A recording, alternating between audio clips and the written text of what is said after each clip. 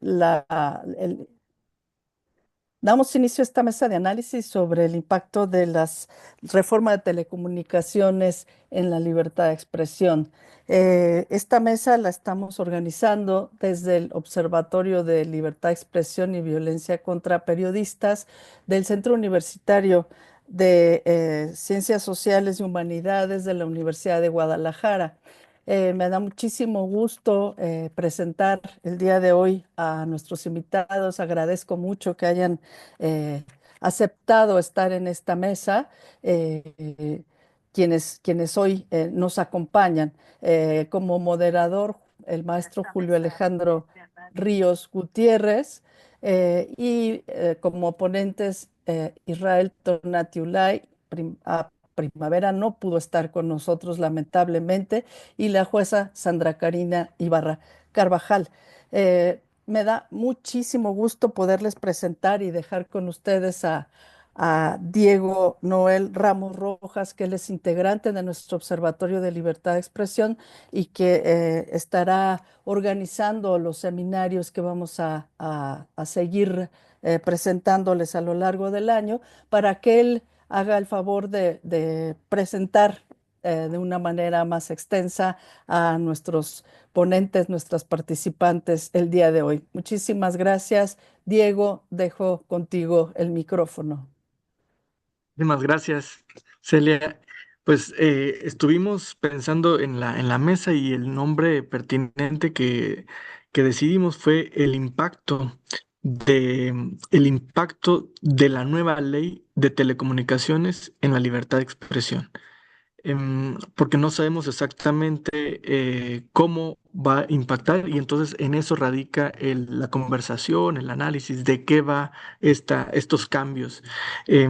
Y bueno, ahora tendré el gusto de presentar, iniciando con nuestro moderador de esta mesa de análisis, Julio Ríos, y de ahí me iré con los demás invitados.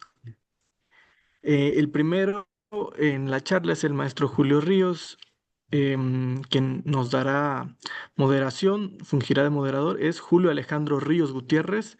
Él es director del Centro de Periodismo Digital de la Universidad de Guadalajara, donde se impulsa la oferta académica de capacitación continua para periodistas en activo. Es licenciado en periodismo, abogado y también maestro en transparencia y protección de datos personales por la Universidad de Guadalajara.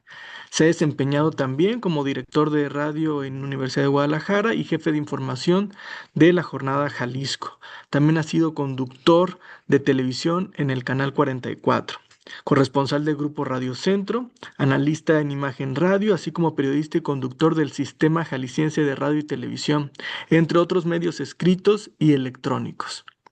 Es profesor investigador en la licenciatura y maestría en periodismo digital de la Universidad de Guadalajara, autor y coautor de diversos libros y artículos académicos.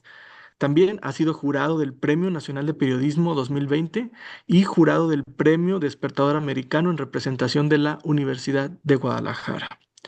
Em, Comité del cual recientemente fue electo presidente para el periodo 25-27.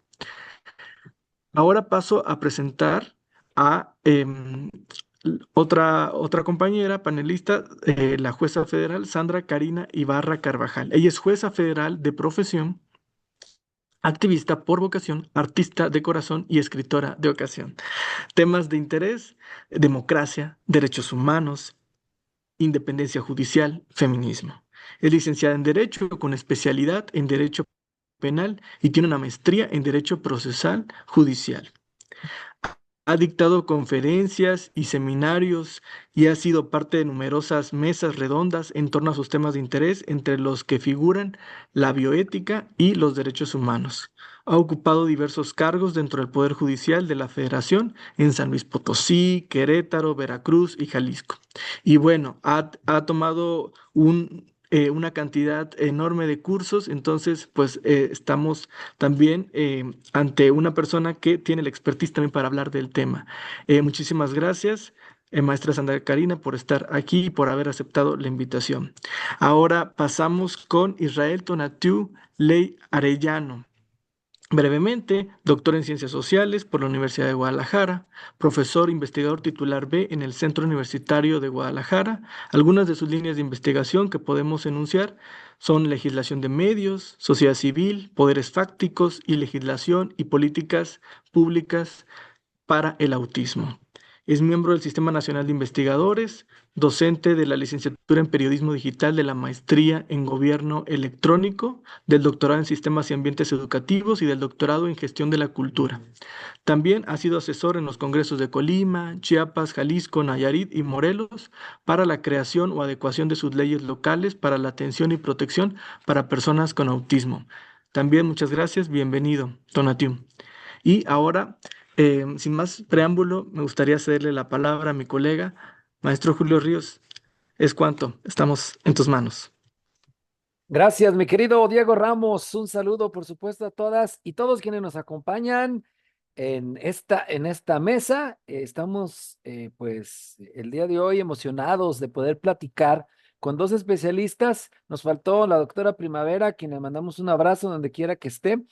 Precisamente ahí hubo un tema de acceso a Internet, vaya, ad hoc, con esto que estamos platicando hoy con la nueva regulación, ¿no?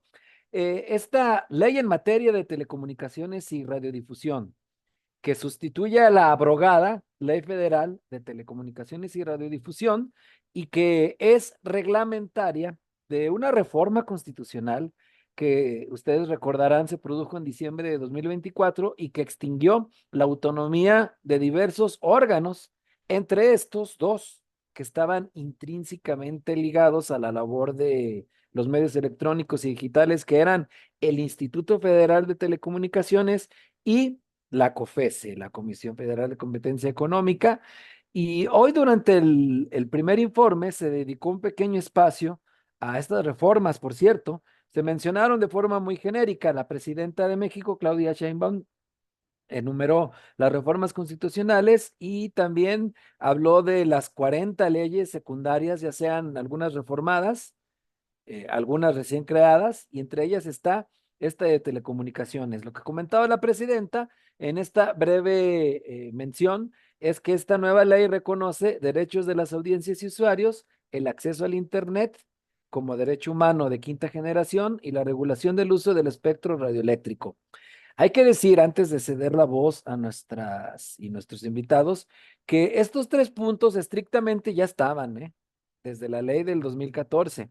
Más bien hay otros puntos finos que son los que hoy vamos a entrarle a analizar, como esta redistribución de las competencias que antes tenía el FT y que ahora están en algunas otras instituciones del Estado mexicano, como en su momento hubo reacciones con la redacción de algunos artículos que generaron mucha polémica y que fueron retirados, que preocuparon expertos y que luego pues se realizó un parlamento abierto en el cual se invitó a operadores de la industria, cámaras, profesionistas, periodistas académicos, y que se señala a Javier Corral, senador de la República, que hubo alrededor de 40 propuestas que se tomaron de esas meses y se incorporaron. Ahorita ya vamos a platicar al respecto.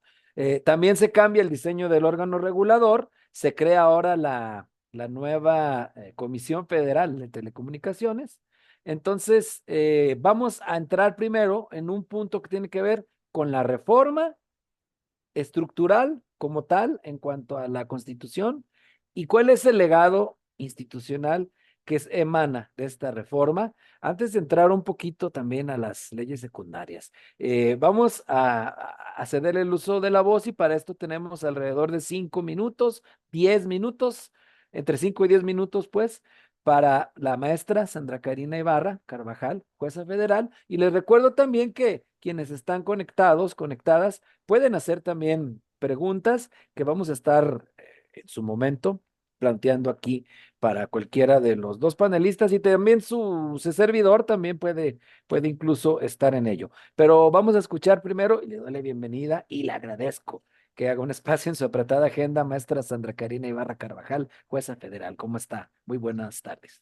Gracias, muy buen día. Ahí está bien el sonido. Estimado Julio Alejandro, les agradezco primero que nada al Observatorio de Libertad de Expresión y Violencia contra Periodistas, a la querida Celia del Palacio, a la Universidad de Guadalajara por su generosa anfitrionía en eventos como estos. Diego Ramos, gracias y pues muchas gracias a Julio Alejandro, que con tu gran experiencia tienes a bien moderar esta mesa, y al estimado Tonatiu, pues estoy muy orgullosa de compartir esta mesa con gente tan especialista como ustedes, y al público pues de Guadalajara y de todo México que nos permite llegar a ustedes a través de estos streamings, que justamente pues viene muy ad hoc porque los tiempos tan delicados que vive nuestro país, el tema de la conectividad, de la libertad de expresión y de las telecomunicaciones es un punto medular. ¿Por qué? Porque después del Poder Judicial Federal, que era el último contrapeso, digamos, ortodoxo en una república, el siguiente contrapeso fáctico, el poder fáctico, es la prensa y la libre expresión de la ciudadanía, para lo cual pues los medios de comunicación son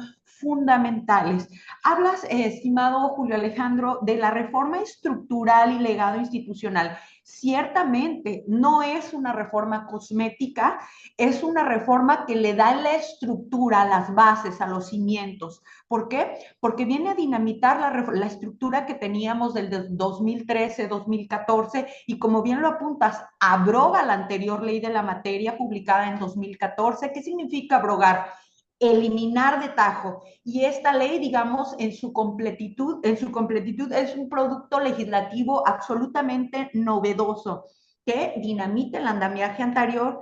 Parte de las reformas, efectivamente, como bien lo retomas, de finales del año pasado, después de septiembre a diciembre, el Parlamento aprobó de manera fast track unas reformas. Una de ellas fue la eliminación de todos los OCAS, de los organismos constitucionales autónomos, entre ellos dos que nos interesan aquí, que es el Instituto Federal de Telecomunicaciones, IFT, y la COFESE, que se encargaba de la competencia económica. Lo anterior, escuchamos una y otra vez, como lo mencionas, que comentó la presidenta, además de las frases que alude a la simplificación administrativa. Simplificación administrativa que es, desde mi perspectiva, un mero eufemismo simplemente para esconder, digamos, la concentración absoluta de poder que significa el nuevo andamiaje. ¿Por qué? Porque en lugar de los organismos constitucionales autónomos se crean nuevas estructuras organizacionales que al final del día responden al poder político concentrado en el poder ejecutivo. ¿De qué manera? Pues bueno, tenemos ahora una agencia de transformación digital y telecomunicaciones, que es en esencia la identidad con la Secretaría de Estado correspondiente, SEGOV, y la creación de una comisión reguladora de telecomunicaciones. Esta le colocan un rango de desconcentrado de la administración pública federal con independencia técnica y de gestión, pero al final del día deja de ser un organismo constitucional autónomo. Quiero hacer énfasis en esto porque no es una mera descripción semántica ni normativa. ¿Qué era lo importante en tener un constitucional autónomo? Era un órgano de tal nivel que se encontraba reconocido en la Constitución. Era una evolución de la democracia y la república entendida con tres pilares: ejecutivo, legislativo y judicial. Pero una democracia evolucionada empezaba a tener otro tipo de columnas encargadas de actividades eminentemente técnicas, como son precisamente esta materia, la evolución del principio de división de poderes a través de la creación de organismos como existía el IFT, la COFESE en la Constitución. Para poder modificarlos o incluso eliminarlos era necesario modificar la Constitución. Y nuestra Constitución, recordemos, es un modelo rígido. No cualquier legislatura la podía reformar. Era necesaria una mayoría cualificada en un rango importante, y además la aprobación de un número calificado de los estados de toda la República Mexicana. Eso era muy difícil de lograr en otros tiempos. Desgraciadamente aconteció a raíz de la supermayoría que el Tribunal Electoral confirió al ulterior Parlamento, y pues bueno, Estas entidades además estaban llamadas a ser un espacio de neutralidad entre el poder político y enfocarse más a los aspectos eminentemente técnicos llamados a realizar. Las relaciones eran de coordinación con los otros poderes y no de subordinación. Esto es muy importante porque ahora la comisión pues será nombrada por la presidencia de la República, los 5 comisionados, ratificado por una mayoría simple de los asistentes que vayan al Senado o bien de la comisión permanente. Y pues ya sabemos que hoy día está controlado todo ese poder político por un solo grupo de poder. Debían antes rendir cuentas sobre su desempeño con rango constitucional, ahora pues está absolutamente opaco esa obligación porque pues dependerán ahora sí de quienes auspiciaron su nombramiento y de las reglas de operación del propio Poder Ejecutivo.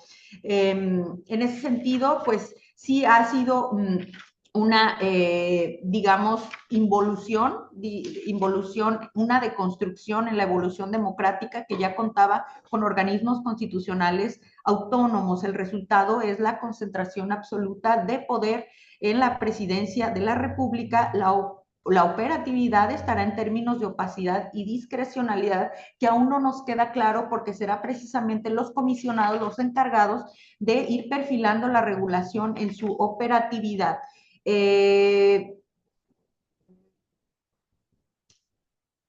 Si quieres, no sé cómo vayamos de tiempo, Julio. Vamos bien si quiere terminar la idea o si no lo dejamos para la siguiente participación, como Sí, un se poco sienta más entonces. cómoda con la narrativa que tenemos. Sí, Julio, entonces redondeando, pues simplemente en esa parte, tanto en la agencia como en la Comisión Reguladora de Telecomunicaciones, el mensaje final es que retoma la concentración absoluta de poder, el poder ejecutivo. Es un andamiaje que no es absolutamente desconocido en México. Digamos, a raíz de las reformas estructurales del 2014, dimos ese paso adicional a los OCAS. Sin embargo, recordemos los tiempos de México en la década de los 80, más o menos era como funcionaba la concentración, el dominio absoluto lo tenía el poder, preponderantemente el poder ejecutivo, de ahí que son tiempos que ya conocemos en México en la operatividad correspondiente. En cuanto a una burbujita de y quién va a conocer los conflictos, desde el Poder Judicial Federal siguen designados jueces especializados en materia de telecomunicaciones y competencia económica, se encuentran en la Ciudad de México. Desde luego, el Poder Judicial Federal, como ustedes saben, se encuentra en una transición importante a raíz de la última reforma que se está ejecutando, además violando cientos de suspensiones dictadas y vigentes hoy día. Entonces, pues bueno, esos puestos especializados en telecomunicaciones y competencia económica, desde luego serán los primeros en que a través de la reforma se designen nuevos funcionarios encargados de impartir justicia en ese sentido, que bueno, como ya vimos, los perfiles resultaron ser pues exactamente los mismos de los acordeones prácticamente. Entonces, pues bueno, ahí no va a haber un ingrediente adicional en el sentido de que nos incorpore algún contrapeso importante para la República, digamos, seguirá todo teñido del mismo matiz del poder político que instauró todo este círculo de reformas, estimado. Gracias, maestra, jueza, Sandra Karina Ibarra Carvajal. Y ahora, mi querido Tonatiu Lai, yo quisiera conocer tu perspectiva. Hay que recordar que esto que se ha señalado de la concentración de poder en la Agencia de Transformación Digital alertó a especialistas y comentaba yo también en mi primera intervención que se realizó un ejercicio de parlamento abierto. En su momento me tocó leer, por ejemplo, a Clara Luz Álvarez González de Castilla, que es una jurista muy conocida de la Universidad Panamericana, o Mariana Levy. Ellas explicaban que se sentían escuchadas y que se sentían incorporadas sus aportaciones en estas mesas y que sobre todo, muy importante, veían qué horas son, qué hora, ahora no se veía la pluma de intereses monopólicos, como antes ocurrió con la ley Televisa, ¿no? De 2006. Y también lo que señalaban algunos es que al menos se acotó en el diseño del órgano regulador para que no fuera directamente la Agencia de Transformación Digital, sino crear en sustitución del Instituto Federal de Telecomunicaciones una nueva comisión reguladora, la cual es un órgano desconcentrado, no autónomo, pero que también tiene autonomía técnica y 5 comisionados que van a deliberar de manera pública y de manera colegiada sus resoluciones. Aunque adscrito a la agencia, lo que se buscaba es que al menos este procedimiento garantice resoluciones que son públicas y escrutables por la sociedad. ¿Tú consideras, Donatiu, que digamos, manita de gato que se metió ya después del ejercicio de Parlamento abierto, acota al menos un poco de lo que se había criticado o tú cómo ves ya la manera en que quedó? Sí, bueno, antes que nada, pues muchas gracias por la invitación a este interesante foro. Eh, lo que rodea, pues, lo que ha rodeado desde la fase de iniciativa hasta donde estamos el día de hoy, pues ha sido esta cuestión de polarización política que nos ha llevado a discutir más sobre ideas, más sobre cuestiones de interpretación de lo que podría ser. Y bueno, eso ha llevado a distintos caminos, ¿no? Sin duda, pues creo que regresándonos un poquito, la cuestión de la iniciativa pues obedece a una serie de pasos que desde el propio gobierno, desde el propio estado, pues se plantearon para poder dar ciertamente continuidad a la política del sexenio anterior en materia pues sobre todo de telecomunicaciones, ¿no? Y un punto que creo que hay que pues señalar muy interesante es precisamente donde se señala en el espíritu de la ley, como le llaman, ¿no? El espíritu de la iniciativa, donde pues finalmente es esta situación en la cuestión tú lo dijiste en la presentación, ¿no? Si bien no es totalmente nuevo de esta iniciativa, pero sí retomarlo, el derecho a la Internet, a la conectividad, a la información, como un derecho un derecho humano de quinta generación, sobre todo conectar a quien no, todavía al día de hoy no están conectados y las diferentes pues, fases de esta conectividad y de lo que esto interesa.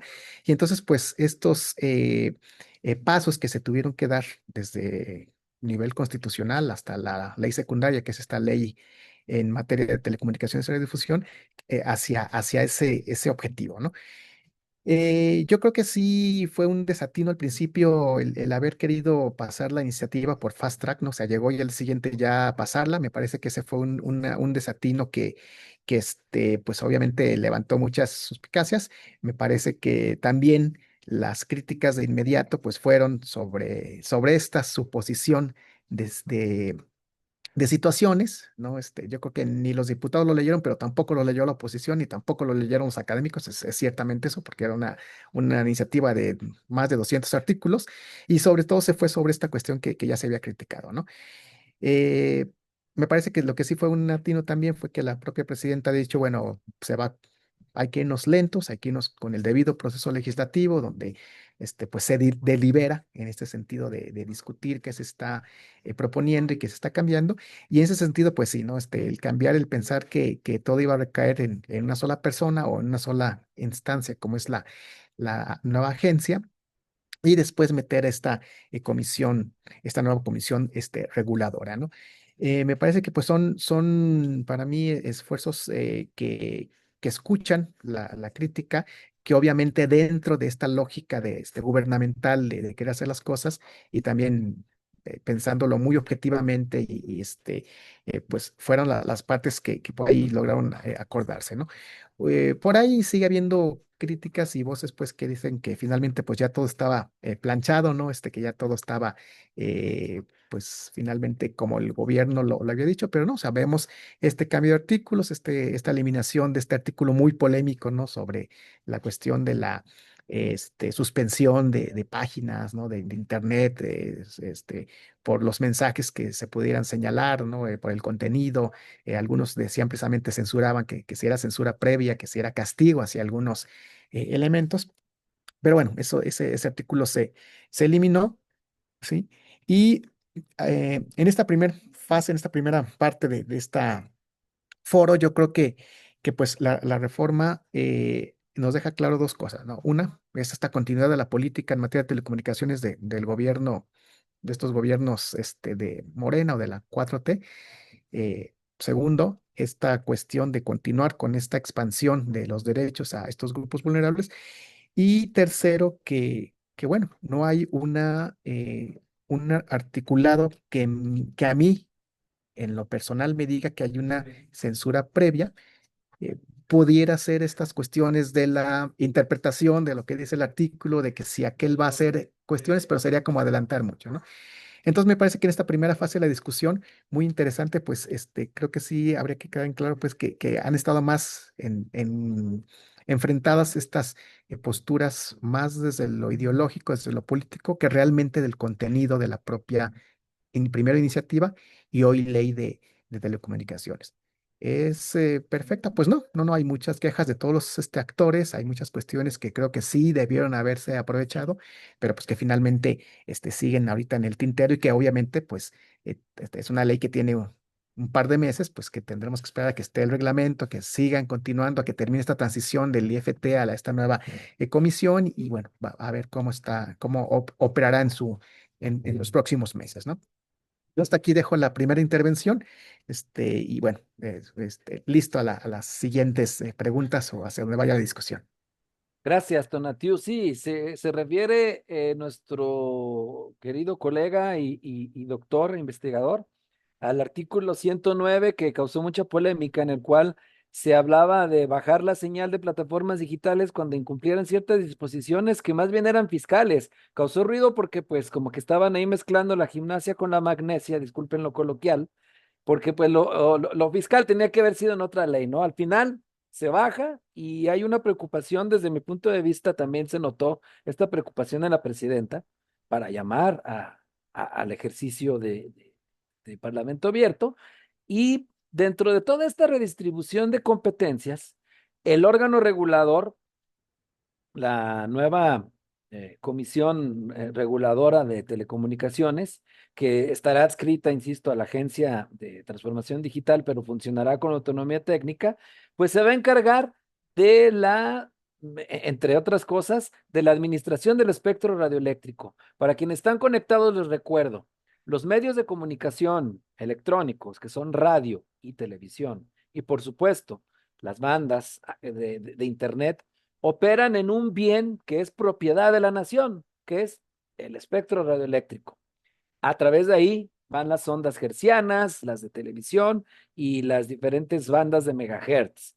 Entonces es por eso que es el Estado el que a través, antes de la comisión de la COFETEL, eso fue primero, luego del Instituto Federal de Telecomunicaciones, que fue autónomo, y ahora de una comisión reguladora, pues define a quién le otorga estas concesiones para explotar el espectro radioeléctrico. Y esto lo va a hacer esta nueva comisión. Además también de regular los servicios de telecomunicaciones, la supervisión del cumplimiento de normas y de tarifas y otro aspecto que tiene que ver con la regulación comercial, lo va a ver otro nuevo órgano. Antes lo hacía la COFESE, ahora lo va a hacer la Agencia Antimonopolios. Esta agencia antimonopolios es la que va a determinar si existe un agente económico preponderante, que es como se le llamaba a este concepto, ¿no? Entonces, pasando ahora a lo que tiene que ver con la competencia económica y con la regulación del espectro, le doy la voz para conocer cuál es su perspectiva y su análisis de estos puntos en específico por parte de nuestros panelistas. Maestra Sandra Karina, por favor, si pudiéramos conocer su punto de vista. Está silenciado el micrófono, perdón. Muchísimas gracias. Debo decir aquí que la ley de materia de telecomunicaciones publicada, por cierto, cuando ya andábamos de vacaciones, muchos, el 16 de julio de este año, fue parte de un paquete integral de muchísimas reformas, ley de población, un montón de leyes en materia de seguridad, etcétera, amalgamadas entre sí.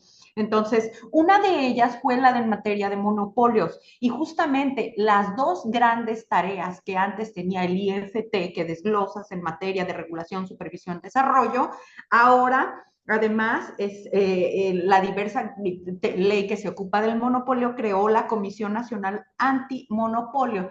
Entonces tendremos dos ventanillas que cada quien regulará lo que les corresponde. Ahora, Bien, entonces, las buenas intenciones, sí, pero es que son organismos técnicos con autonomía técnica y de gestión en su desarrollo. Las buenas intenciones son que van a deliberar de manera pública, conjunta, etcétera. Bueno, esas son buenas intenciones porque hoy día la ley como está no está regulada tan a detalle. Eso las propias comisiones lo regularán a través de sus normas específicas.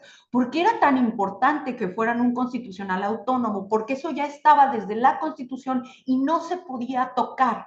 Ahora sí es a través de un reglamentito que los comisionados pueden hacer y deshacer el día, hoy sí, y mañana lo cambian y pasado otra vez, pues no les da certeza a la inversión, a los inversionistas que vienen a desembolsar una cantidad importante en México para ser competitivos y pues el estar en rango constitucional les daba justamente esa certeza. Y ahora, ¿qué otro aspecto importante? Aunque sea deliberativo, conjunto, transparente, etcétera, pues cuando el poder está concentrado en grado tal, las autoridades llegan a un extremo de cinismo. Ya no les importa asumir criterios contrarios a derechos humanos, contrarios a convenciones, contrarios a las pruebas mismas. Ya lo vimos, lo acaba de sesionar el Tribunal Electoral de la Federación.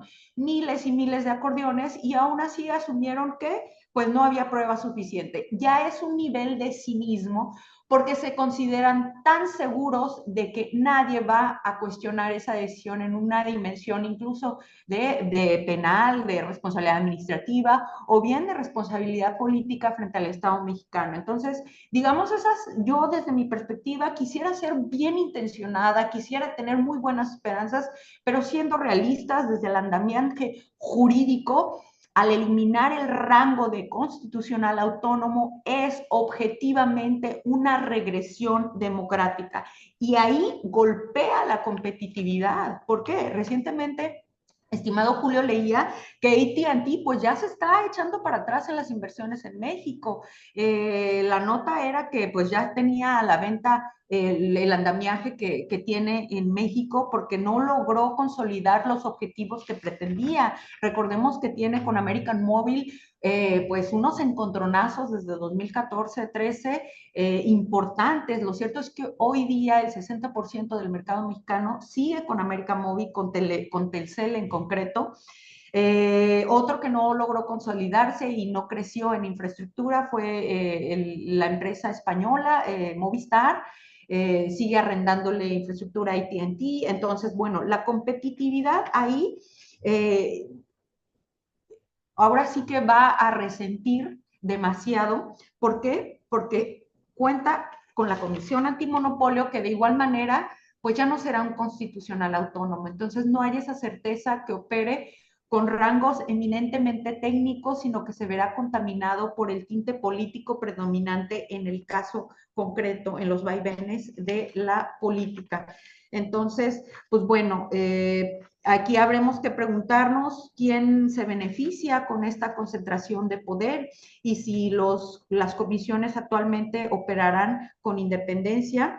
Otro punto que quiero destacar aquí es que el Tratado de Libre Comercio, recordemos, también estableció como una condición para que México incursionara, digamos, en la época de los 90, tanto que tuviera un poder judicial independiente como que tuviera un desarrollo de constitucionales autónomos en materia de telecomunicaciones. ¿Por qué? Porque fue la época en que México se incorporó, digamos, a la competitividad mundial para hacerse atractivo a la inversión de las empresas en la materia.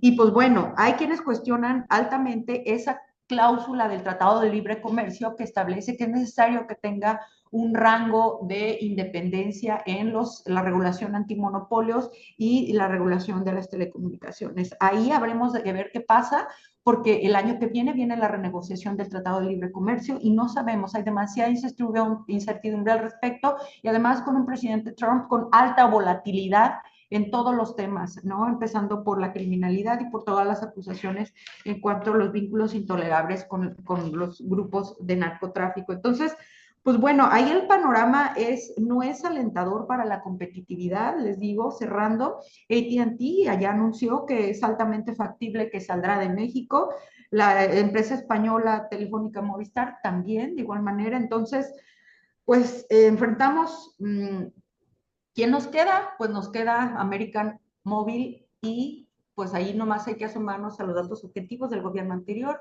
¿Quién se benefició? ¿Quién resultó beneficiado en sus inversiones y en la riqueza? ¿Qué empresario fue, digamos, el más consentido del régimen? Yo les dejo la pregunta para que cada quien ate las conclusiones pertinentes. Gracias, Tonati. Perdón, Julio Alejandro. Gracias, gracias.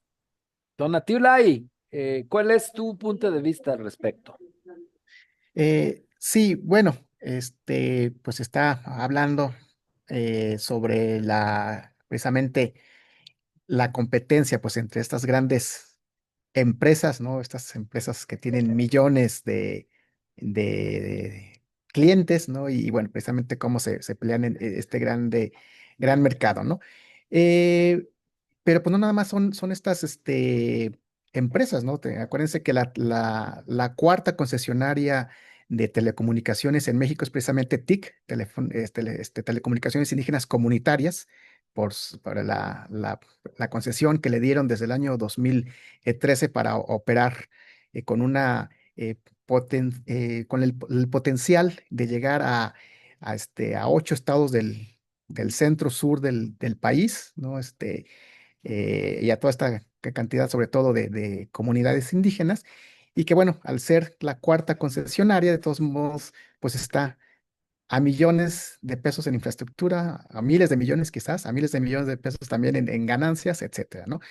Eh, Sin embargo, bueno, está esta cuestión que la ley le beneficia, ¿no? Están estos otros que si bien tampoco no son nuevos, pero que también están dentro de toda esta cuestión de la competitividad, que son precisamente los ahora los llamados operadores virtuales, ¿no?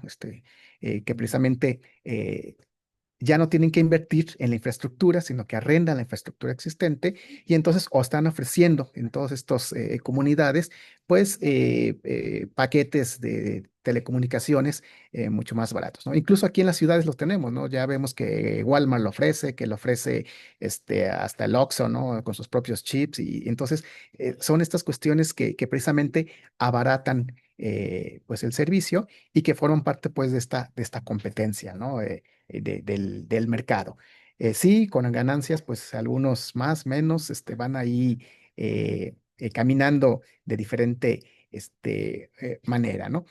Pero pues también decir que esta cuestión de la competencia económica y la regulación del espectro, pues no nada más es la competencia en el sentido económico, ¿no? Yo creo que lo importante también es precisamente que esta regulación o nueva regulación del espectro incentiva a la conectividad de estas zonas marginadas, o sea, yéndome pues de nuevo al objetivo de esta reforma. Obviamente hay facilidades para pequeños operadores, estos que mencionábamos ahora, los virtuales, los regionales que están entrando en estas situaciones donde ni América Móvil, ni AT&T, ni la Española quieren entrar porque pues no le ven ganancias, entonces donde estos sí empiezan a competir y obviamente pues hay una flexibilización en la asignación de este espectro. A mí, sinceramente, no me interesaría mucho que estos grandes no compitan entre ellos, que se rindan y que quede nomás Telcel, siempre y cuando pues en los restos del país lleguen los que tienen que llegar y compitan los que tengan que competir y finalmente estén otorgando el servicio a quienes pues requieren estos servicios, ¿no? Donde los grandes no entran, donde son pues, comunidades, ni siquiera pueblos pequeños que requieren estos servicios, ¿no? Que son obviamente pues millones de mexicanos y a quienes van en el sentido del espíritu de la ley, pues dirigidos a esta reforma a la ley, ¿no? Me quedaría pues aquí en este comentario sobre la competitividad y el espectro y la regulación del espectro. Que por cierto es muy interesante, Tonatiuh, lo que señalas respecto a estos operadores pequeños que ahora arrendan los virtuales, ¿no? Porque también hay que recordar que esto fue una puerta que se abrió ya desde el 2014. Para empezar con el tema de los servicios televisivos, con el Mods Carry, el Mods Offer, todo esto que obligaba a que todos los operadores ya ofrecieran, por ejemplo, los canales de televisión abierta sí o sí, porque esto fue luego de una polémica en que cierta empresa preponderante también no quería poner los canales del otro, pero bueno, y en el tema del Internet, bien lo dices, ¿no? En esta búsqueda de tarifas asequibles, que yo no lo voy a juzgar, para eso están ustedes como especialistas, porque sé que causó mucha polémica, pero la nueva ley está contemplando que el Estado pueda dar servicios al usuario final mediante una concesión de uso comercial para garantizar la cobertura social del Internet en espacios geográficamente aislados o también en áreas prioritarias o en las mismas ciudades donde hay cinturones en Internet. Este problema no solo es de lo rural, como mucho se cree. Y luego hay quienes critican porque ya sabemos que hay pues posturas a favor o en contra de la participación del Estado en materia económica. Hay dos grandes posturas que están muy encontradas a nivel mundial, no solo en México, sino que esto está dominando la conversación en redes sociales, en Internet, en medios de comunicación, pero pues la idea es que se pueda además compartir esta infraestructura también a medios públicos y a pequeños operadores que pudieran surgir en estas zonas, mi querido Tonatiu, que es algo de lo que tú comentas muy interesante, que ya si luego quieren ustedes dar su punto de vista respecto a la participación del Estado en el mercado de Internet, yo creo que será muy interesante, pero esto sí nos alcanza el tiempo, porque vamos al tercer, bueno, está junto con pegado al tercer punto que vamos a tomar, que es acceso, conectividad e inclusión digital. Yo creo que ahorita que lo mencionamos, sí nos da para platicarlo en este tercer punto. Le damos la palabra a la maestra Sandra Karina Ibarra Carvajal. Así es, Julio. Fíjate que, como bien lo mencionabas, no es un tema nuevo. El artículo sexto de nuestra Constitución Política de los Estados Unidos Mexicanos, pues establece como un derecho fundamental que el Estado mexicano tiene la obligación de garantizar el acceso a las tecnologías correspondientes, al acceso al radio, a la banda ancha y desde luego al Internet. De manera que desde esa perspectiva es una obligación entonces de todas nuestras autoridades del Estado mexicano ocuparse de hacer lo que tenga que hacer para que existan operadores tanto públicos como privados o bien pues bien lo mencionas, está cuestionada la proveeduría directa, pero bueno, el reto es eso, proveer a todas las personas el acceso a Internet. Recordemos que al menos en datos del INEGI del 2023 en México cerca de 25 millones de mexicanos no tienen acceso a Internet. Esto es un reto muy grande porque hoy día si no tienes acceso a Internet te conviertes en un paria social. ¿A qué me refiero con eso? Porque si bien, digamos, en términos muy técnicos o jurídicos, hay quienes pudieran decir, no tiene rango autónomo de derecho fundamental, sí, pero puede ser una llave que te permite abrir una puerta para materializar diversos derechos como la educación. Recordemos, a raíz de la pandemia, la vía remota fue fundamental. Niños y niñas pudieron acudir a clase a través de los medios remotos. Entonces, imagínense ustedes quienes estaban en áreas rurales, quienes mayor resultaron afectados, ahí se vio por la brecha digital en nuestro país, fueron mujeres, personas adultas mayores y desde luego comunidades rurales e indígenas. A ellos les golpeó en mayor medida y de manera destacada el no acceso al Internet. Eso por el lado de la educación, por el lado del pago de servicios, de bienes y servicios, también es un aspecto importante por la libertad de expresión, ya en términos más sofisticados, digamos, ¿quién de ustedes no tiene redes sociales, X, Facebook, Instagram, etcétera, donde pues ahí publican directamente sus opiniones y ya no dependemos tanto de los medios, digamos, tradicionales? Ya el periodismo ha migrado de manera importante a las redes de comunicación. Entonces, donde te cortan el acceso es como que te están, pudiera interpretarse como, pues eso, una lesión grave a ese derecho fundamental a la libertad de expresión. Entonces, desde esa perspectiva, sí es un reto mayúsculo que tenemos a través de, digamos, sería un tema de los sustantivos que esta legislación sí tendría que ocuparse. más allá del andamiaje institucional, que insisto, fue una deconstrucción brutal del poco avance que ya teníamos de las reformas estructurales del 2014 a la fecha.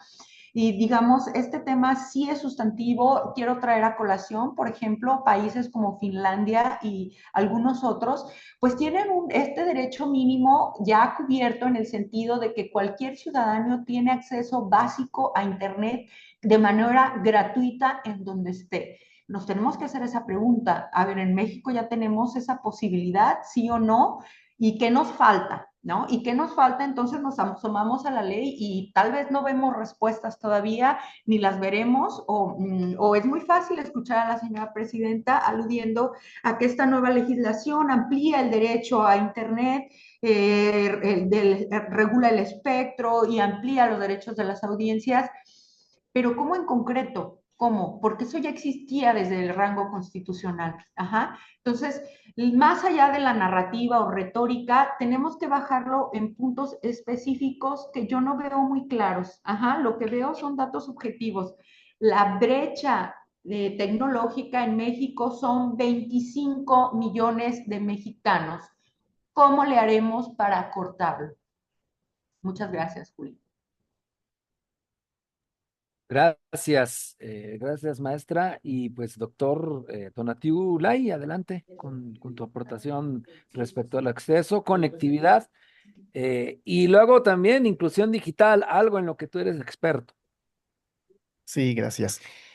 Bueno, yo creo que en esta parte del acceso y la conectividad de la inclusión digital habría que pensar también en otros dos conceptos como el de gobernanza y el de autonomía, porque precisamente del Internet, cuando se habla de gobernanza y que le hablan estas grandes empresas, y donde pues la gobernanza es la construcción del Internet y de cómo se reparte entre todos y equitativamente, pues sí, pero ¿qué pasa? Vuelvo yo de nuevo a estas comunidades y a estos grupos marginados, ¿no? Eh, pues habrá que decir, no quiero yo calificar si bien el papel o mal el papel, pero que sí fue la propia, eh, eh, cuando se fueron a que algunas concesiones se volvieran a, a seguir, por ahí TIC, esta Telecomunicaciones Hijas Comunitarias, pues se les pidió el pago, obviamente, de la concesión, siendo una pues concesionaria de tipo indígena, que obviamente es más su labor social, y entonces el IFT de todos modos, pues cobró esta contraprestación. Otro ejemplo muy claro, pues fue a una que de seguro tú conoces muy bien, que está aquí en Guadalajara, una radio comunitaria que es La Coyotera, que también se le pidió la contraprestación debida. Se tuvieron que ir en ambos casos y en otros más a la corte, pues diciendo que su papel social, pues primeramente no tenían ni los recursos para poder hacer ese pago y en segundo, pues tenían otra cuestión pues de fin, objetivo social, ¿no? Finalmente la corte pues les dio la razón, señalando que en este caso pues no tendrían que pagar nada por el papel que desempeñaban ante la sociedad, ¿no? Eh, Repito, yo no quiero decir si fue bien, si fue mal, si fue aplicando la ley o no, pero finalmente, pues, no hubo quien en este Instituto Federal de Telecomunicaciones dijera, ah, no, miren, a ellos no, porque tienen un papel social, importante, ¿sí? Entonces, pues, a mí en lo particular, desde mi muy particular punto de vista, ¿qué me dice? Pues que era una institución que finalmente no estaba cumpliendo el fin que tendría que cumplir de poder, repartir el espectro bien y poder dar este acceso democrático y el derecho a la información y todo esto que hemos estado discutiendo, ¿no? Eh, Cuando estamos hablando entonces de la autonomía y de la gobernanza en estas comunidades, ¿no? Pues ahí precisamente se decide cuáles son los criterios de servicio que se van a ofrecer, para qué quieren el Internet las comunidades, ¿no? Que son objetivos y son pues sentimientos muy diferentes a los que tenemos en la ciudad, ¿no? Voy a hablar de los casos de allá del sur, en donde precisamente ellos quieren el Internet, en primer lugar, para sus cuestiones educativas, sus cuestiones laborales y, por supuesto, para cuestiones de entretenimiento, ¿no? Pero el impacto comunitario, pues, es diferente, ¿no? Una señal de Internet, un acceso a Internet en estas comunidades, pues, primeramente economiza el acceso, ¿no?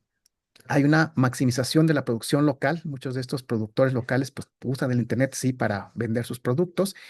Esto hace que haya una competencia y un abaratamiento en los servicios, ¿sí? Por lo tanto, hay un emprendimiento de proyectos propios de telecomunicaciones, ¿no? Muchos lo que hacen ahora es, pues no cuentan con estos servicios de nadie, entonces jalan la propia señal de Telmex, por ejemplo, a comunidades cercanas y de ahí las reparten en una especie de emprendimientos propios con cuestiones ahí de telecomunicaciones muy locales, ¿no? Eh, E incluso estas propias comunidades dicen que para ellos también la autonomía significa dónde tener sus datos, ¿no? Aquí todo el mundo dice, ¿dónde están tus datos? Pues en la nube, sí, pero ¿dónde está esa nube? ¿A quién tiene esa nube, no? Y la nube, pues son servidores físicos que están en otros países, cuando ellos quieren tener pues, sus propios clústeres de almacenamiento de información, etcétera, ¿no? Y también pues esta cuestión de la alfabetización mediática que uno pensaría que por ser comunidades indígenas, no saben ni qué es eso, ¿no? Y a veces pues nos dan lecciones. Entonces me parece que este impacto comunitario pues aporta a estas libertades y a estos derechos digitales que se tienen, ¿no? Y bueno, en cuanto a la cuestión de los derechos de las audiencias, pues también me parece que continúa, como porque desde el principio lo dijimos, pues no es de que sea nuevo, continúan pues con lo que se ha venido en la ley del 14, ¿no? De que haya un defensor por las audiencias. Ahora sí, la ley de ahora dice, cada canal debe de tener un defensor de las audiencias. ¿Cuántos decían? Bueno, pues que Televisa tenga uno, y con eso es suficiente, ¿no? Que Radio Fórmula tenga uno, Grupo Fórmula tenga uno, y no, ahora cada canal debe tener uno, de acuerdo con el artículo 253. Deben existir también los códigos de ética, de acuerdo con el artículo 250, distinguir entre la información y opinión y el derecho a la información veraz, el artículo 277. Entonces, que si bien a lo mejor sí venían ya, eran derechos que se venían contemplando desde pues hace más de 10 años con la ley de 2014, finalmente por ahí eran entrevelados y eran interpretación de las propias empresas, ¿no? A estas grandes empresas, pues que todo el mundo conocemos, ¿no? Y bueno, en este punto, pues también, para no pasarme de los 5 minutos, quisiera dejarlo ahí y pues prepararnos para el último punto, que es sobre el de los medios públicos comunitarios e indígenas. Gracias. Gracias, Tonatiu. Y bien acaban de decir algo importantísimo nuestros dos panelistas, tanto nuestra maestra Sandra Karina como nuestro doctor Tonatiu. El Internet no es mero lujo o mero entretenimiento, abre la puerta a otros derechos, ya lo dijeron, la educación, la salud. Y yo agregaría el tema financiero, ¿eh? Porque pues el tema bancario, el tema de las transferencias funciona con Internet. E imagínense ustedes en estos lugares apartados donde quizá hay migrantes que les mandan la remesa, pues imagínate, requieren de este servicio de Internet para poder cobrar estos centavos. Así que es muy importante el Internet. Esto, sin duda, hay que estar siempre enfatizándolo como un derecho humano de quinta generación. Tenemos aquí, por cierto, a varias personas conectadas, a las cuales quiero mencionar, eh, bueno, ya parece programa de televisión, que parece que voy a saludar aquí a la gente, pero es importante, me parece, reconocer, porque también les quiero recordar que vamos a tener un espacio para preguntas y respuestas después de los otros dos ejes. Así que a Mariana Navarro, a Sergio Vidal, a Fabi Castro, a Giovanni Zuno, a Jesús Francisco, a Montse Vázquez, a Luis Alvarado Pascasio, les agradecemos muchísimo que han estado ya aquí poniendo algunos comentarios en la transmisión, los cuales, llegado su momento, vamos a leerlos y si tienen una pregunta, pues es momento de irla redactando para que podamos plantearla a los panelistas. Libertades, derechos digitales y audiencias, que fue algo de lo que concentró mucho de la discusión previa a la aprobación, posterior y aún todavía, aún en estos momentos, sigue dándose mucho de qué hablar. Maestra Sandra Karina. Ay, disculpen. Claro que sí, Julio, y además tú genial, porque pues tienes voz de locutor y todo, entonces tú muy bien. Fíjense que nada más retomar, estimado Tonatiu, que pues ni siquiera en la exposición de motivos pudieron decir que esto se justifica porque el IFT no sirviera para el objetivo perfilado originalmente, ¿eh? O sea, realmente porque mencionabas que no fue un organismo adecuado, dado que no tenía criterios con estándares suficientes de inclusividad. Bueno, pues es que son instituciones integradas por humanos y los humanos también tenemos ciertas falencias. Lo importante es que era un juego de contrapesos republicanos donde sus decisiones se fundaban y motivaban y si no estaban de acuerdo, pues tenían una Suprema Corte que les daba la razón. Hoy día los criterios, digamos, de mayor avanzada en grupos indígenas e inclusividad emanaron de la Suprema Corte de antaño, bueno, ya el viernes fue su última era. Entonces, pues bueno, justamente el argumento es nada más la simplificación administrativa, que como perfilé al inicio, no deja de ser un eufemismo, ¿no? De la destrucción y la concentración absoluta de poder en estos nuevos dos órganos. Bien, entonces, tratándose de libertades, derechos digitales y audiencias, en esencia, se reitera el catálogo, digamos, de los derechos de audiencia, de las audiencias que ya tenemos, y efectivamente ahora por cada canal tendrá, digamos, su encargado para vigilar esos derechos. Aquí quiero destacar un punto importante que es que se le otorgan facultades a la comisión esta que dijimos, los comisionados, 5 comisionados que nombrará la presidenta, para suspender transmisiones siempre que se violen, para suspender. Al hablar de suspender, hablamos como de una medida cautelar, algo de alerta de inmediato, que violenten, digamos, los derechos de las audiencias previstos en el artículo 10. ¿De qué estamos hablando? Artículo 10, derechos de los menores de edad, ajá, valores y principios adecuados de los derechos de las infancias, artículo 3 de la Constitución, y digamos en términos generales, derechos de las audiencias, digamos, son expresiones amplias. Lo importante aquí o lo relevante es que otorga esta facultad con una expresión que alude a previo apercibimiento. Ajá. No está muy claro, no está regulado, esperemos que esto se regule a detalle a través de la comisión, a través de un reglamento, etcétera. ¿Cómo será ese apercibimiento previo a fin de imponerse de su contenido y poderlo impugnar oportunamente? Porque de otra forma, pues sí es una facultad importante, digamos, de manera descriptiva, que le permite bajar, suspender transmisiones a cualquier medio, a dicha comisión. Ajá. ¿Qué otras facultades de autoridades? Pues bueno, también ha sido muy cuestionado desde todos los medios de comunicación al inicio y que pues así se aprobó. La facultad de las autoridades alude expresamente a las de seguridad y procuración de justicia. En términos, digamos, muy técnicos y nominalmente, al hablar de procuración de justicia, excluimos a poderes judiciales, ¿sí? Adiós jueces, únicamente fiscalías federales, estatales y evidentemente al hablar de seguridad estamos hablando de cuerpos policíacos e inclusive Guardia Nacional. Ajá.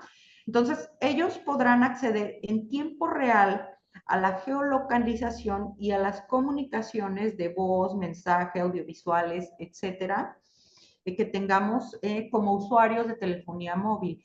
Para ello, a los prestadores de ese servicio se les confiere la obligación de recabar esa información a través del CURP vigente. Este CURP adaptado a la normativa que viene regulado en la Ley de Población y que el diverso bloque de regulaciones que se reformaron en esa publicación en el Diario Oficial el 16 de julio. Recordemos que una adicionales a la CURP es incorporar nuestra foto y nuestras huellas digitales. Ajá. Entonces, digamos, es el llamado CURP con datos biométricos, a los cuales los prestadores del servicio de telefonía móvil están obligados a recabar y a brindarle a las autoridades acceso en tiempo real, tanto a la geolocalización como a las comunicaciones que tengamos en nuestro celular. Y insisto, al menos en esta norma, en esta parte en específico, no se alude a la previa autorización de personas juzgadoras. Recordemos que incluso hay jueces especializados en la materia en la Ciudad de México que son para intervenir comunicaciones en casos justificados. Pues bueno, si nos acotamos a esta parte en específico, pareciera que no hay necesidad de intervención judicial y que las autoridades de procuración y de seguridad tendrán acceso directo a esa información a través del prestador del servicio de Internet. Entonces, sí es un punto importante y que aquí estoy segura que vendrá una cascada de juicios de amparo en contra de esta disposición y pues ya veremos de qué manera los tribunales federales resolverán este tema, ¿no? Se los dejo. Gracias, maestra. Ese ha sido uno de los puntos más álgidos, mi querido Tonatiu, que muchos alegan es espionaje, o que le hagan ambigüedad al menos en la norma. No lo sé, no sé cuál sea tu punto de vista. Ya nos lo explica ahorita la jueza desde su perspectiva, su interpretación jurídica. ¿Cuál es la tuya? Y también un punto bien interesante que tiene que ver con las audiencias es el de las defensorías.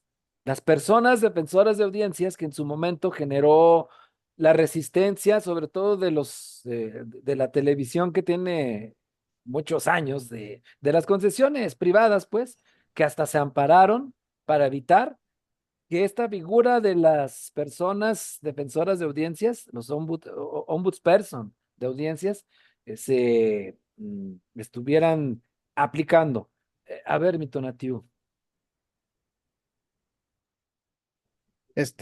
Sí, bueno, no sé si la juez se refería a esto que viene en el artículo 183 al final de la fracción 12, donde explícitamente dice las comunicaciones privadas son inviolables exclusivamente la autoridad judicial federal, a petición de la autoridad federal que faculte la ley o el titular del Ministerio Público de la entidad federativa correspondiente podrá autorizar la intervención de cualquier comunicación privada, ¿no? Pero bueno, para no entrar en polémica, así lo digo, porque finalmente es una de las cuestiones que sí, volviendo al tema de la polarización, se estuvieron señalando y que fue algo de lo que se tuvo cuidado en corregir, en que obviamente fuera bajo una petición expresa de la autoridad correspondiente.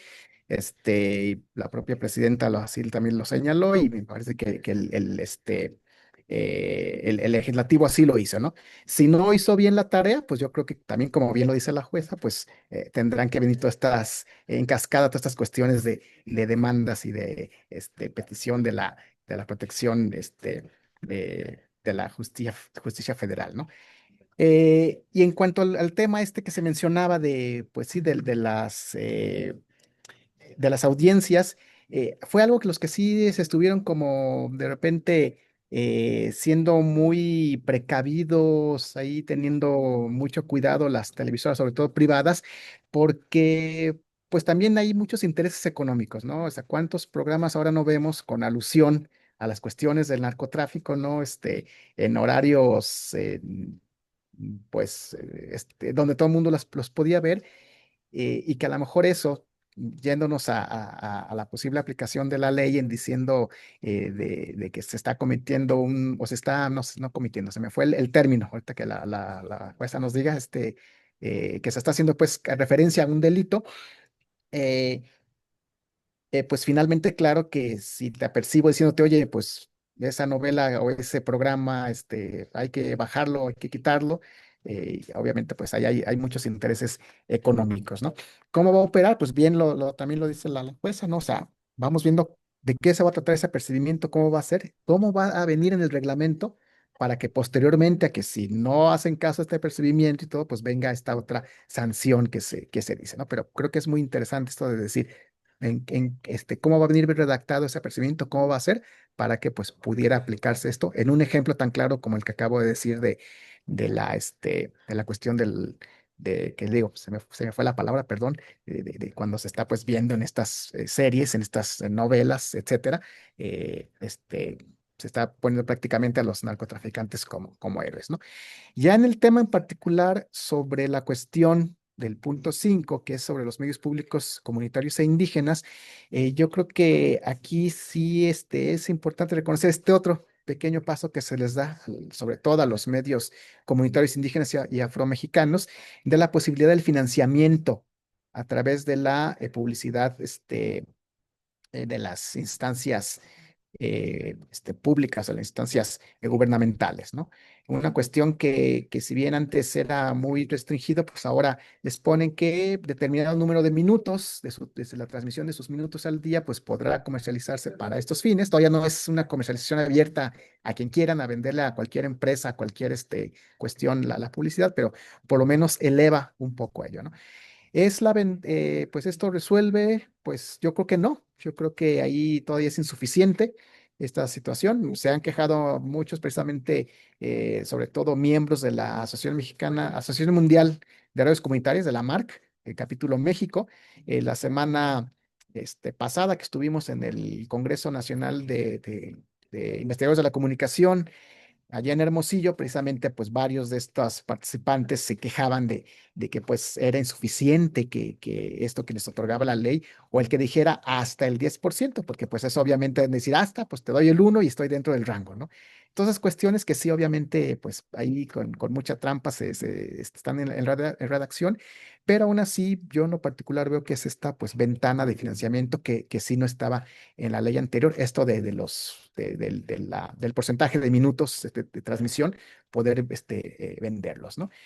También se dice que pues esto es para los medios públicos, ¿no? Como nuestros canales aquí en la universidad. Sin embargo, bueno, es otra lógica la de nuestros canales universitarios, ¿no? Tienen un presupuesto universitario, tienen otro tipo de financiamiento, pero pues son ventanas que ahí están. Como digo, creo que insuficientes todavía, pero que pueden abrir este debate pues para que cada vez haya mayor posibilidad de financiamiento a este tipo de medios, ¿no? Pues sería hasta ahí esta participación para pues continuar con lo que sigue. Gracias. Gracias, mi querido Tonatiu. Le mandamos también un saludo a Alejandro Rubio, que nos ha dejado un comentario bien interesante, al cual le voy a dar lectura una vez que termine la siguiente ronda de participación, que es la quinta y última de digamos, de la exposición de esta mesa, pero luego ya, como vienen preguntas y respuestas, será el momento para que no se me desconecte mi querido Alejandro Rubio, que también les debo decir que estamos muy contentos porque están conectados colegas de los medios de comunicación que estarán dando cobertura a esta mesa y replicando algo de lo que se está platicando en sus diferentes espacios noticiosos e informativos. Así que vamos a platicar ahora sobre los medios públicos, los medios comunitarios e indígenas. ¿Cómo queda este aspecto en la nueva ley recientemente, la nueva ley en materia de telecomunicaciones y radiodifusión? Así se llama, recientemente ya publicada en julio del 2025. Damos la palabra a nuestra jueza federal, la maestra Santa Karina Ibarra Carvajal. Que fue muy rápido, hombre. Yo por ahí leí una intervención de asociaciones civiles y líderes indígenas de mayo de este año. Tonatiu, por ahí a lo mejor me corriges, donde hacían apuntes muy interesantes, enriqueciendo, digamos, la propuesta, y al menos observé uno, o sea que hay una parte, no recuerdo el artículo, pero que alude a que es de orden público todo lo que tiene que ver con la instalación, infraestructura, etcétera, etcétera. Y eso nos lleva a la asociación a, pues si hay necesidad de expropiar, pues no hay una salvedad, ¿no? Entonces, uno de los puntos que enriquecían las asociaciones civiles era en el sentido de que pedían el reconocimiento explícito de sitios sagrados de comunidades indígenas, por ejemplo, ¿no? Entonces, ese tipo de aspectos, pues no le dieron cabida tal como lo pedían grupos en cuestión. También la necesidad de ampliar la reserva del espectro para garantizar el acceso efectivo de los indígenas y afromexicanos a medios de comunicación. Aludían a ejemplos internacionales, por ejemplo, del 33% de la banda FM para medios comunitarios. Tengo entendido que esto quedó en el 10% de la banda, digamos. Entonces, pues bueno, ese tema queda en el tintero. De igual manera, ausencia de un régimen fiscal específico para medios comunitarios, indígenas y afromexicanos. a fin de que pues tuvieran eso, incentivos fiscales particulares o bien que esto evita al final del día litigios, porque si lo litigan, al final lo han logrado a través de los criterios de la Suprema Corte. Entonces, cuando desarrollas una técnica legislativa, digamos, que ya has recogido el camino avanzado por estos grupos digamos, sí, en condición de vulnerabilidad, lo que te evitas es eso, litigios, ¿no? Entonces, por otra parte, también apuntaban la necesidad de que existan convenios de colaboración para acceder a la infraestructura necesaria, tanto de fibra óptica, a fin de materializar pues sus objetivos. Entonces, tampoco vi que recogieran de manera específica esa necesidad. Veremos cómo funciona y si a través de la regulación específica que emita la comisión, pues se pudiera salvar alguno de esos aspectos a su favor, ¿no?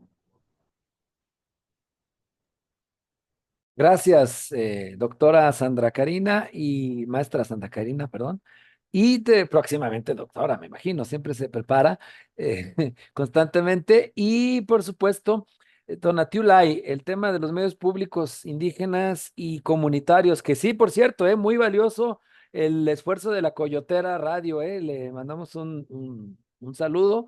Me tocó visitar sus instalaciones, conocer un poco de el trabajo que están realizando y si quienes nos ven pueden apoyar a la Coyotera, que actualmente tiene pues en venta varios artículos eh, como souvenirs. Esto les ayuda muchísimo al sostenimiento de una estación de radio que comenzó en una colonia muy particular de Guadalajara, en la colonia de Fresno, y que ahora pues esta labor social ya lo está extendiendo a través del cuadrante, lo cual nos da muchísimo gusto, pero bueno, están estas condiciones difíciles en lo económico, yo creo que hay que apoyar este tipo de esfuerzos comunitarios. Pero luego, dado este paréntesis, te cedo la palabra, Tonatiuh, respecto a este tema del cual tú eres muy conocedor, los medios públicos comunitarios y los que tienen que ver con las comunidades de los pueblos originarios.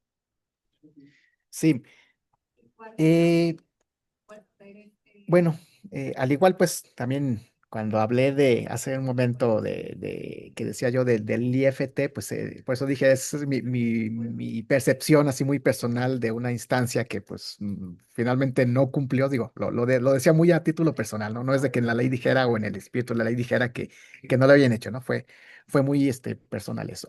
De igual manera, yo creo que en esta cuestión, por por la investigación, por las reacciones, por todo lo que ha habido desde hace 20 años, ¿no? Desde que fue pues desde 2000, cuando se creó, que se acordarán aquella famosa mesa para democratización de los medios electrónicos, ¿no? Que terminó en nada con Vicente Fox y que precisamente uno de los aspectos siempre fue el exigir el 33% del espectro para las cuestiones comunitarias, públicas, eh, y que pues no hemos llegado a eso por precisamente toda la cuestión comercial, lo que implicaría eso en luchas no solamente legales, sino también pues de corte ideológicas, ¿no? Pensando a lo mejor en que si ahora eh, los detractores de la 4T los comparaban con Venezuela, ahora imagínense apropiándose del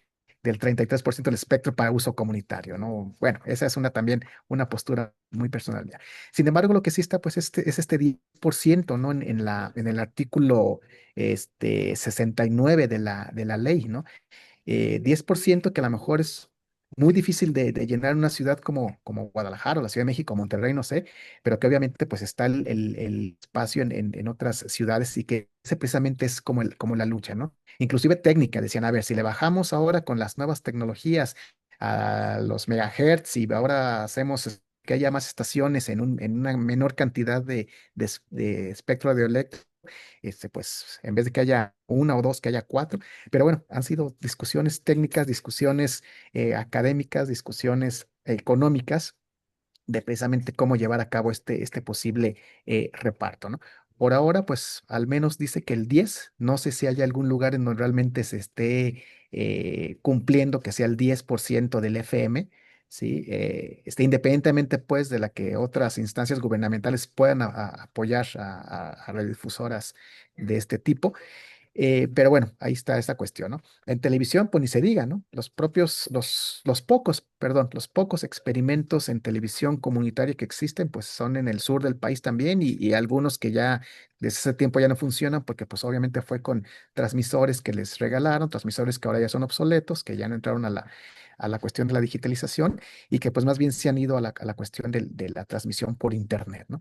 Entonces me parece que ahí sí hay una cuestión muy interesante de debate, muy interesante de ver primeramente cómo se cumple el 10% que está en la ley para radio, qué va a pasar con televisión, luego qué pasa con telecomunicaciones, y entonces ahí hay creo que mucho campo para poder discutir, ¿no?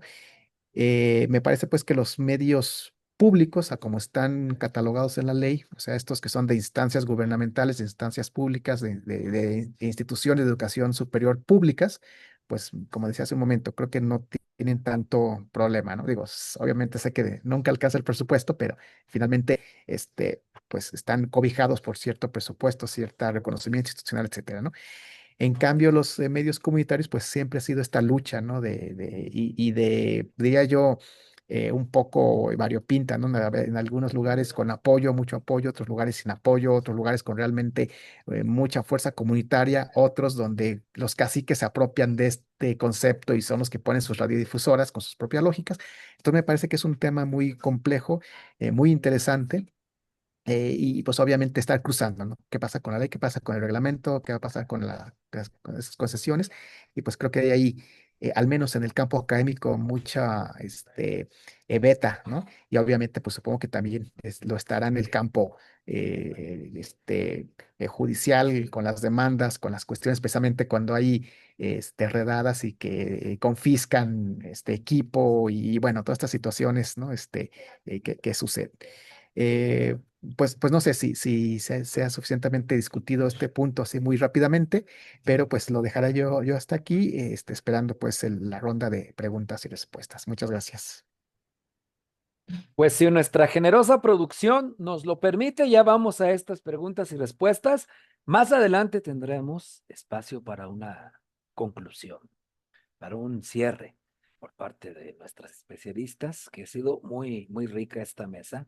Eh, Estamos viendo puntos de vista que se complementan, lo cual es lo deseable, ¿no?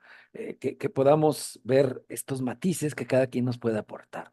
Alejandro Rubio, a quien le mandamos un saludo, también él es muy conocido por su labor radiofónica en la costa sur de Jalisco, así que pues muy agradecidos que haya personalidades de este tipo sintonizándonos.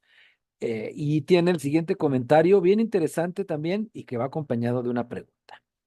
El problema, dice, con esas nuevas concesiones comunitarias es que llegan siendo una competencia desleal para los concesionarios comerciales, ya que aunque digan que no comercializan, hay algunas radios comunitarias que sí lo hacen, pero además tienen menores exigencias legales, ya lo dijeron, que no pagan una contraprestación y al parecer no están obligados a contratar personal sindicalizado y muchas emisoras comerciales que ya tienen mucho tiempo funcionando tienen condiciones de contratos laborales con personal sindicalizado y prestaciones por encima de las actuales. Es lo que comenta nuestro redevidente y agrega.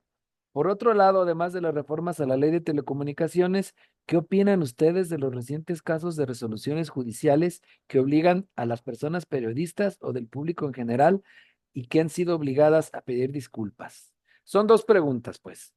Tonatiuh, ¿tú sí ves una competencia desleal? ¿Tú sí ves que ha habido quien se aproveche de esta figura noble? ¿O qué podrías comentarle a este pues, usuario que nos está sintonizando, Alejandro? Sí, es complejo porque, como dije hace un momento, es cierto que ha habido quienes piden una concesión comunitaria, escudándose que son precisamente de una comunidad, pero que no operan como una radio comunitaria, o sea, que no realmente no obedecen a la comunidad y que pues claro que comercializan y hacen este tipo de cuestiones y entonces pues se crea división incluso dentro de las propias radios comunitarias, ¿no? Un caso muy particular es no me acuerdo si lo voy a pronunciar bien, en Xachitla, allá en Oaxaca, donde una de estas radios, precisamente, decía yo, pues es de los caciques del pueblo y que pues pidió la radio comunitaria simplemente porque es una comunidad indígena, pero que pues obviamente opera como si fuera una radio comercial común y corriente. Y obviamente pues eso no solamente molesta a la propia comunidad, sino pues a quienes puedan ver la competencia. La competencia la ven desde que, a ver, si te estás metiendo en el segmento que a mí me toca de espacio radioeléctrico, me lo estás invadiendo, pues eso ya me imposibilita a mí que yo esté haciendo la promoción de ciertos productos y pues ahí como que pierdo lo económico, entonces ahí por eso lo ven como competencia desleal, ¿no? Porque pues anuncian lo mismo, pero sin que obviamente, como dicen, paguen esta contraprestación y este tipo de situaciones. Pero pues eso ha existido desde la ley del 60, ¿no? Esa que decían que era competencia desleal, incluso en algún momento se llegó hasta los absurdos de algunos diputados de no querer cambiar esto porque decían, es que si hablan en su idioma, ¿cómo sabemos que no están incitando al pueblo a levantarse y nosotros no sabemos qué onda, ¿no? Digo, cuestiones pues tan absurdas como esa, ¿no? Entonces me parece que sí, digo, es complejo, sí, eh, podría haber un análisis de todo esto, pero me parece que las radios comunitarias que siguen realmente la concepción de lo que es una radio comunitaria, que se rigen por lo que la comunidad requiere, sobre todo en ese sentido de información, de comunicación, eh, pues me parece que son la mayoría y que no están haciendo una competencia desleal, ¿no? Lo hacen estas otras que no quiero usar el término, pues, pero lo haré, estas que le llamaban, pues, estas radios piratas, ¿no? Que finalmente, pues, se apropiaban de un concepto, se apropiaban del espectro y realmente no era algo comunitario lo que estaban transmitiendo, ¿no? Gracias, Tonatiu. No sé si quiere algo agregar la maestra. Ok, vamos ahora, bueno, oye, Tonatiu, y respecto a esto que dicen de las disculpas que están solicitándose a varios periodistas, ¿tú qué opinas? Que ahí yo metería también otro tema, que tiene que ver con las resoluciones de tribunales electorales, que también están solicitando como medida cautelar bajar algunos comentarios en televisión, en radio o columnas periodísticas en lo que se hace es pues contrastar un tema de actuar público, de actuar político, que como sabemos es un tema del mayor escrutinio de acuerdo con los tratados internacionales. Se trata de un discurso especialmente protegido, de acuerdo a lo que dice el artículo 19 de la Declaración Universal de los Derechos Humanos. Pero pues ahí hay temas que son electorales que se están metiendo en ello. A ver, ¿tú qué opinas?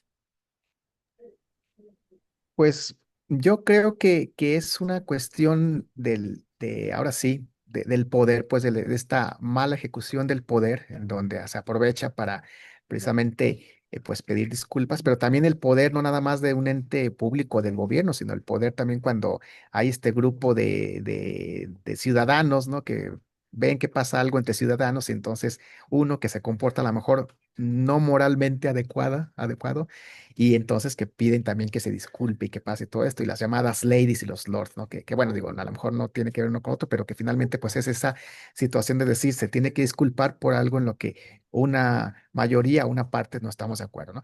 Pero pues a lo mejor creo que la jueza de tener tiene una mejor respuesta en el ámbito, pues, precisamente judicial sobre esto, que como dices tú, pues se supone que está protegido, pero que sin embargo vemos estas resoluciones, ¿no? Yo, sería pues mi opinión vista desde lo académico, pero no tengo el conocimiento desde la fundamentación desde lo legal, desde lo judicial. Perfecto. Tenemos aquí otro comentario que dice, supe que también esas concesiones indígenas y comunitarias incluyen una cláusula que garantiza que el gobierno utilice de su presupuesto de comunicación social para contratar espacios publicitarios en esos medios con la intención de apoyar el financiamiento de su operación, lo cual, por cierto, está prohibido para las concesiones comerciales. Ahí ¿qué podemos comentar al respecto? Que esto nos lleva a una reflexión respecto a la participación del Estado en estos temas, que a muchos no les ha gustado, por ejemplo, que ahora el gobierno pueda ofrecer internet a otros sí. Nos levantó la mano Ah. la compañera jueza, perdón, Sí, discúlpame. Julio, nada más para completar el balón que me pasa Tonatiu, no tiene justo exactamente en estricto sentido que ver con la ley en materia de telecomunicaciones, el apunte que nos hacen aquí favor de compartir, el tema de ¿y qué pasa con las exigencias de disculpas públicas tanto a ciudadanos como a periodistas en redes sociales y medios de internet? Pues es un ejemplo del abuso de poder, porque estas decisiones han emanado del Tribunal Electoral del Poder Judicial de la Federación, que como bien sabemos, pues hay una mayoría de 3 magistrados, que encabezado por la magistrada Mónica Soto y los 2 Felipes, quienes sistemáticamente han fallado en favor de un mismo grupo de poder. Y pues bueno, es justo el nivel de inmunidad que sienten en el sentido de que ya no importa que violen todo estándar interamericano de derechos humanos, porque esas decisiones han hecho eso, han distorsionado y han violado estándares interamericanos de la Corte Interamericana de Derechos Humanos en materia de libertad de expresión, porque en todos los casos tenemos un común denominador, se trata o de prensa o de ciudadanía libre que en ejercicio de su libertad de expresión emiten una opinión crítica respecto de quién, respecto de una persona funcionaria pública y en qué incide esa opinión en el ejercicio de las funciones públicas de la funcionaria en cuestión. Entonces, cuando tienes esos ingredientes, está protegido por la libertad de expresión de la persona que lo emite. Y en contrapartida, la persona funcionaria pública tiene el deber, yo lo decía de manera didáctica, de aguantar vara. La piel no la pueden tener tan delgadita, porque para eso son funcionarios públicos. Tienen que tener la piel más gruesa y resistir el escrutinio público. ¿Por qué?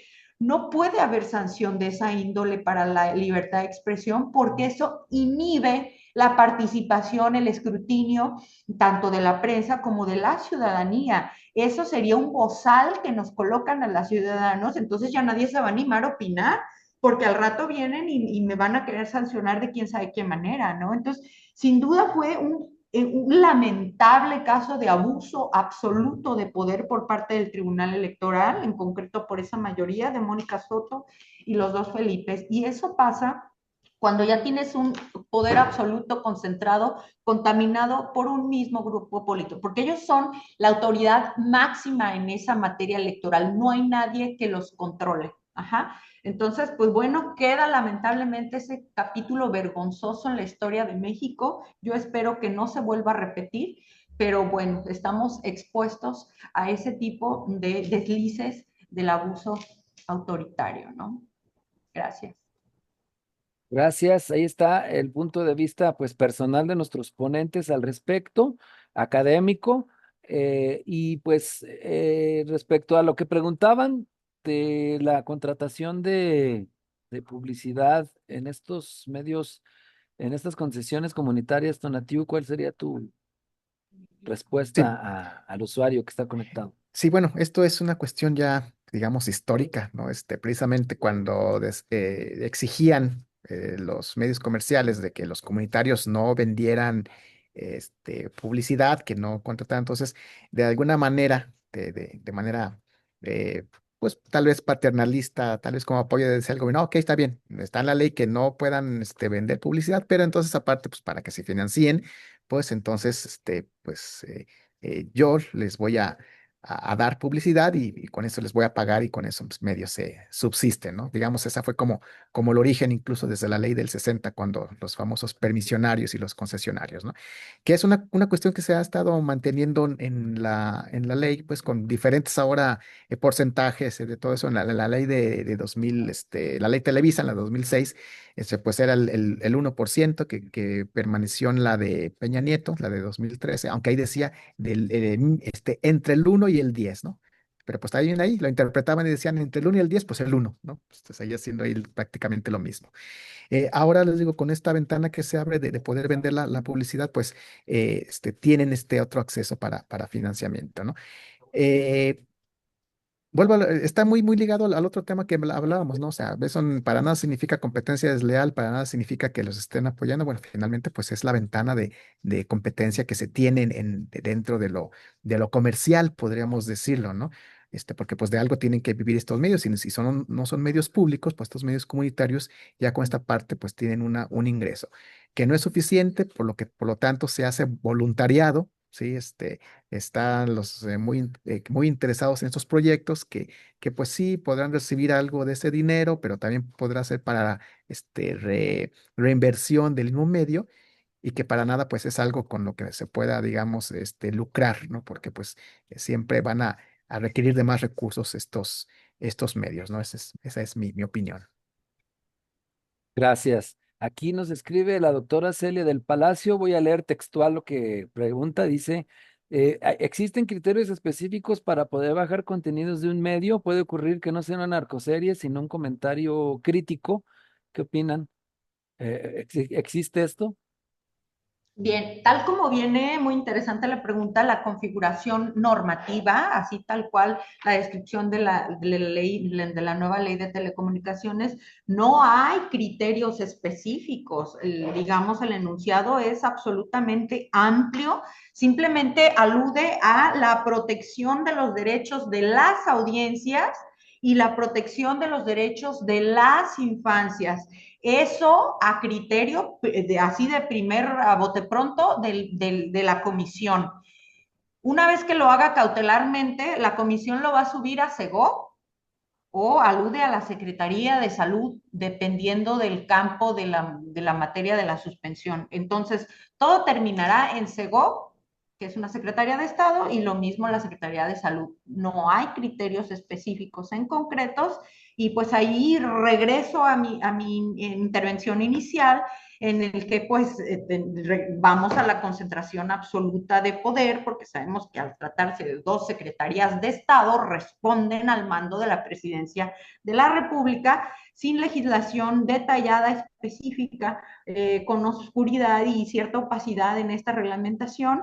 Y pues bueno, ahí está el riesgo para los contenidos específicos que pueden ser censurados.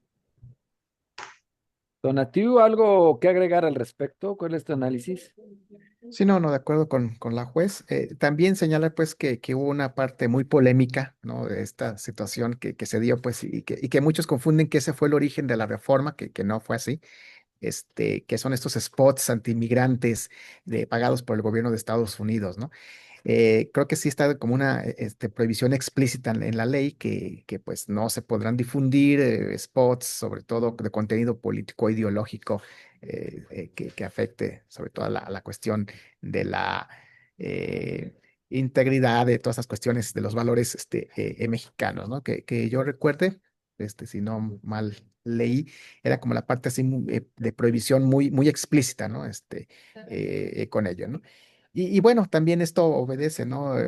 Tengo entendido que los spots fueron difundidos desde principios de abril del año, que prácticamente hasta los 15 días se dieron cuenta que estaban ahí circulando. O sea, tampoco ya no hay esa vigilancia que había en los años 80, 90 de la Secretaría de Gobernación, sino lo habían detectado desde el primer día.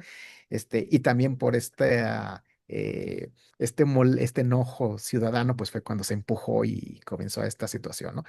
Pero pues también muchas de las situaciones están así, ¿no?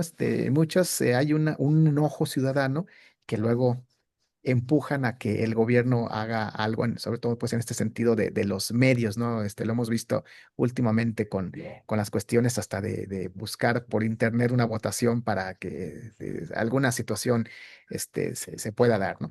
Pero pues creo que también deberá de estar en el reglamento precisamente pues cuáles van a ser estas situaciones, bajo qué criterios, y bueno, tendrán que estar muy bien pensados para que no pase, como decía la jueza al principio, pues luego se vengan estas cuestiones pues de demandas, y todo esto está en el ámbito judicial, ¿no?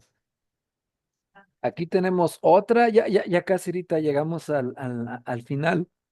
Nos quedan aquí otras tres, yo creo, más o menos son las que leeré. Dice, en los medios públicos hay pluralismo, ¿cómo ven? Sobre todo dice la televisión como pública, como Canal 11 22. ¿Quién quisiera ahí? A ver. Bueno, es que aquí hay dos aspectos, digamos el normativo y el fáctico. El normativo, en términos de la ley que estamos analizando, pues es que está padrísimo en ese sentido, desarrolla cuáles serán los objetivos y qué se busca y más con las televisoras públicas. Claro que lo coloca de manera plural, incluyente, educativa, etcétera, y un montón de cosas maravillosas, lo cual lo tenemos que bajar a la realidad. Entonces, ahí la pregunta no la tenemos que hacer a cada uno de nosotros. Observo el canal 11, el canal 22, y ¿cuál es su opinión? ¿Hay pluralismo hoy día? Hoy día, ¿qué sienten al ver ese tipo de canales? ¿Se sienten representados? ¿Se sienten agredidos si no piensan igual a lo que se está diciendo? Ahí se las dejo a cada uno de ustedes. Y ahora, si no sienten que esa pluralidad y esa inclusividad del México, que somos muchos Méxicos, pues para eso están los medios de defensa, ¿no? Entonces, ahí sí les dejo el balón porque pues es algo que pues todavía no hemos explorado. Entonces, ¿cómo le exigimos al Estado mexicano que cumpla con ese deber constitucional que tiene también de que la televisión pública refleje la pluralidad que nuestro país es, ¿no?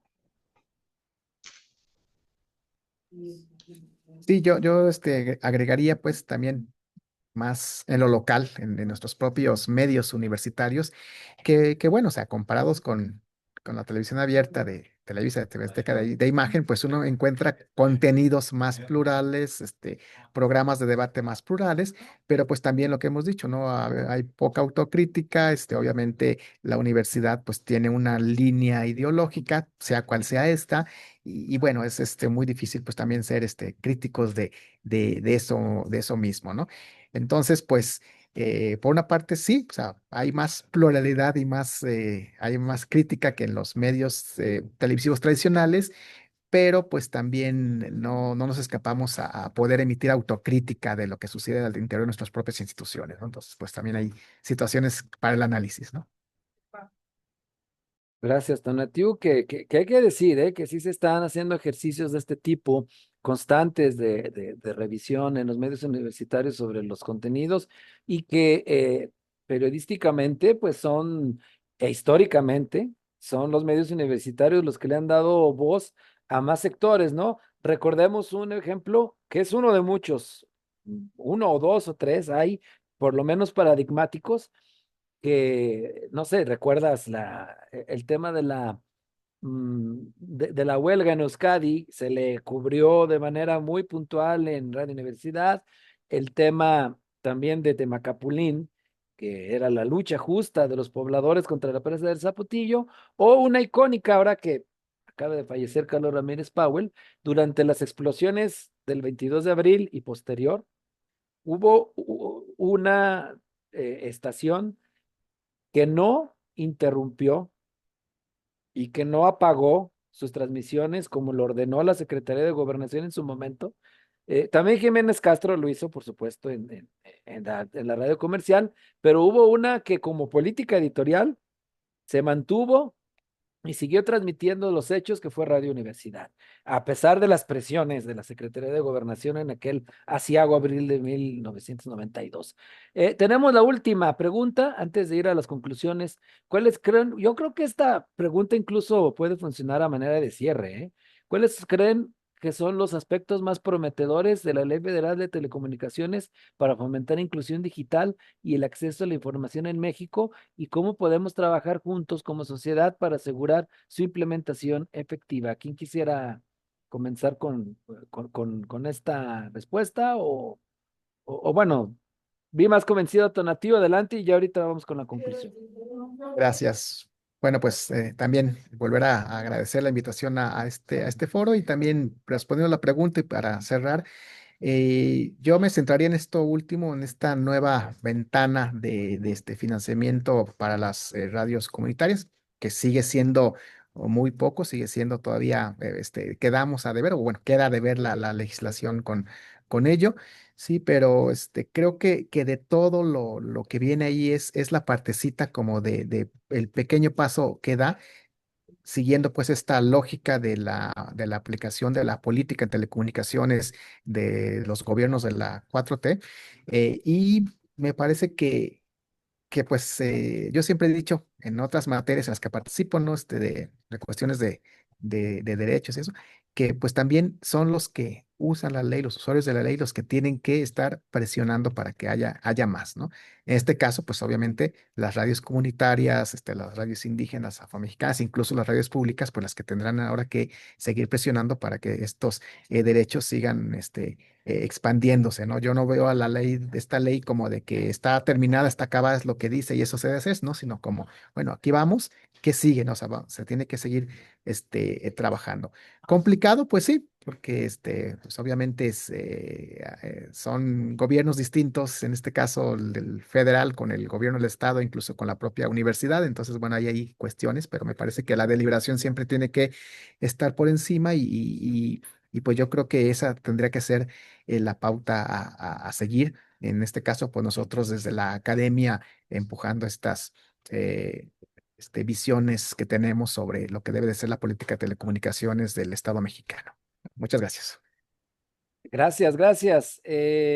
Aquí hay una muy interesante, una pregunta, perdón, que no la leí en su momento, pero que tiene que ver no tanto con la ley de telecomunicaciones, pero sí con algo que no sé si debería estar regulado, que tiene que ver con las denuncias que hacen usuarios a los contenidos de las redes y que luego la empresa de redes es el que las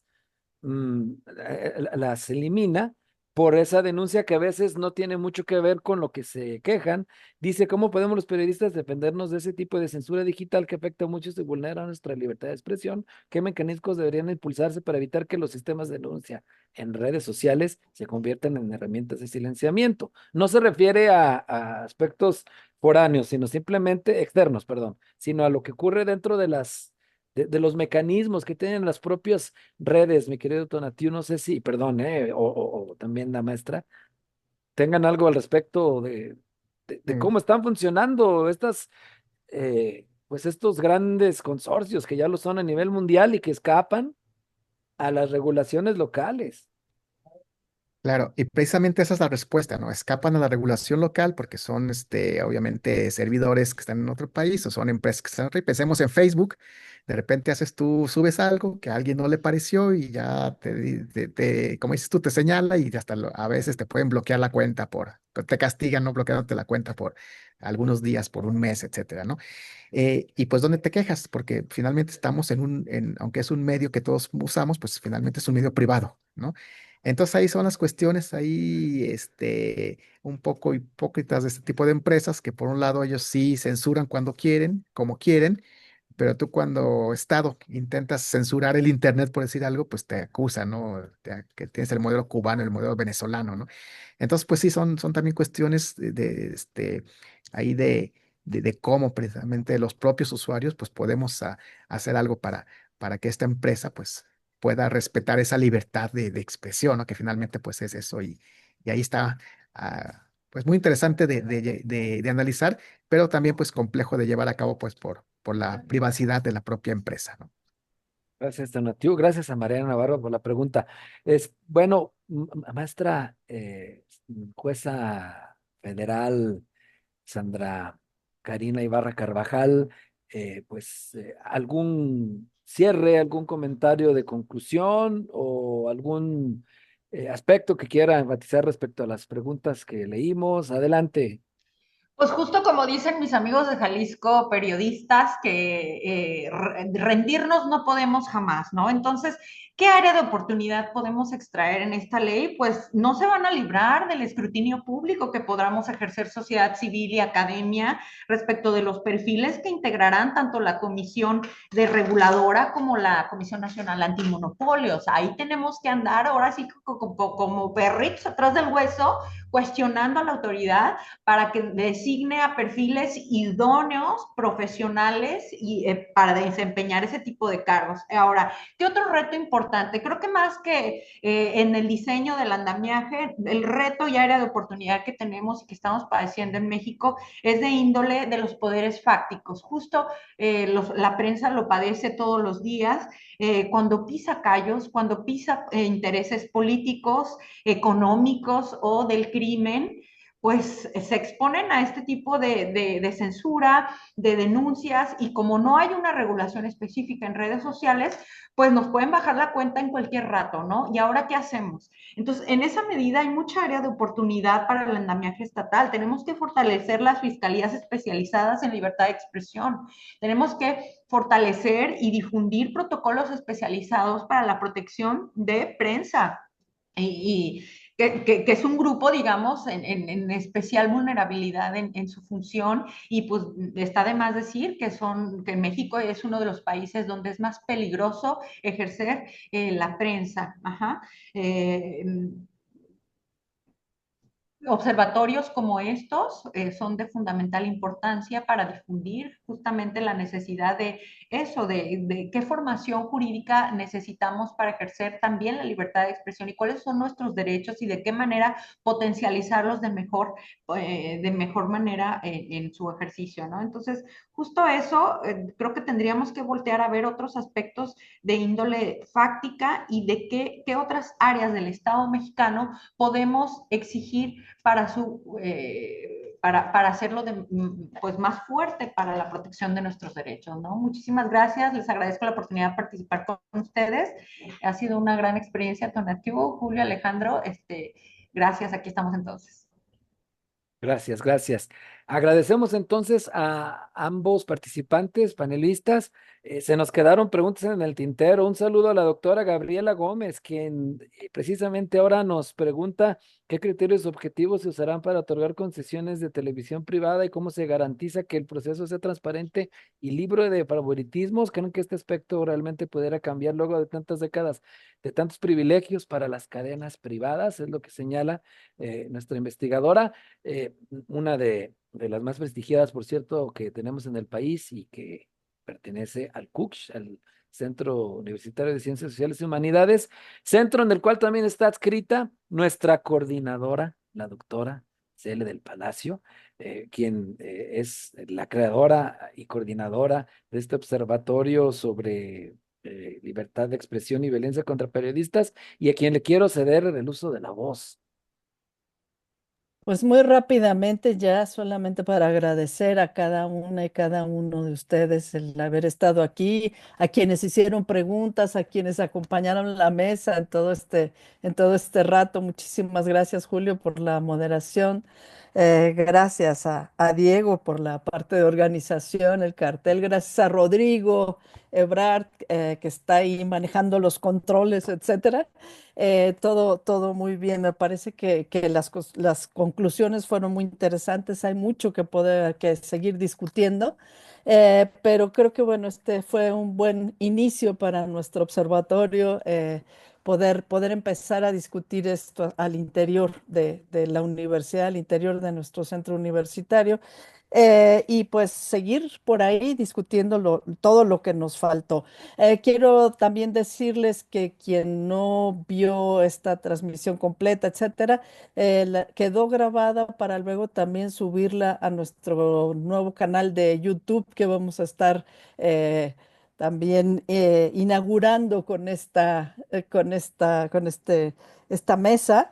Y invitarlos también a consultar nuestras redes sociales, aparte de Facebook, el Instagram, y la página también, el micrositio del observatorio, que lo encuentran también en la página del CUSH, del Centro Universitario de Ciencias Sociales y Humanidades. Está como observalibertad.cush.mx. Entonces, bueno, espero que podamos seguirnos encontrando aquí en los seminarios siguientes, y de nuevo pues agradezco a cada una y cada uno. Yo creo que estuvo muy bien toda esta discusión. Me gustó mucho como ver los diferentes ángulos y puntos de vista en torno a esta ley.